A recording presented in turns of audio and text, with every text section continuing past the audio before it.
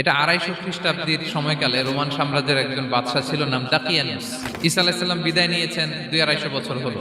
তো তিনি ছিলেন পৌত্তলিক মূর্তির পূজা করত, আর তার এলাকায় কেউ যদি ঈসা আলাইহিস সালামের নাম নিত, আখিরাতে বিশ্বাস করতো, আল্লাহ বিশ্বাস করতো, তাদেরকে তারা পাথর মেরে হত্যা করত। কিন্তু 7 জন যুবক ছিল, তারা স্রোতে গা ভাসিয়ে দেয়। তো তারা বলল, আমরা ঈমান বিসর্জন দিব না, যদি আমরা ওদের কথা মেনে নিই আমরা তো মুশরিক হয়ে গেলাম, চলো আমরা এক কাজ করি, আমরা এলাকা ছেড়ে দিই। এই 7 যুবক আল্লাহর উপর ভরসা করে তারা বাড়ি ঘর আত্মীয় স্বজন সব ছেড়ে দিয়ে লোকালয় ছেড়ে দূরে একটা পাহাড়ের ভেতরে আশ্রয় নিল। তো তাদের সাথে সাথে একটা কুকুরও যাচ্ছিল। তো তারা ভিতরে গেল, যে প্রচন্ড ক্লান্ত, তারা ঘুমিয়ে পড়ল। এই এক ঘুমে আল্লাহ 309 বছর কাটাই দিলেন। 309 বছর পরে এরা জাগলো। এই 309 বছরের ব্যবধানে এই এলাকার সবাই মুসলিম হয়ে গেছে। একজনকে তারা বললো যে লুকায় লুকায় চাদর মুড়ি দিয়ে কিছু রুটি নিয়ে আসো বাজার থেকে, যাতে তোমাকে না চিনে। কিছু পয়সা ছিল, মুদ্রা দিয়ে দিছে। তো সে যে যখন দোকানদারের কাছ থেকে রুটি নিছে আর মুদ্রা দিছে, দোকানদার বলে, এই মুদ্রা কোথা থেকে আসলো? তুমি